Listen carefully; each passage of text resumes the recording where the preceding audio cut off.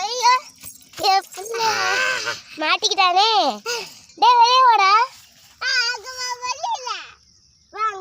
வழி இருக்கு.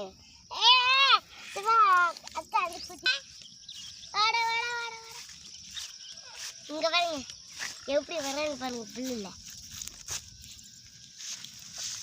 நானும் இந்த கல்லு மேலே ஏறி நிற்கும். வாடா வாடா வாடா.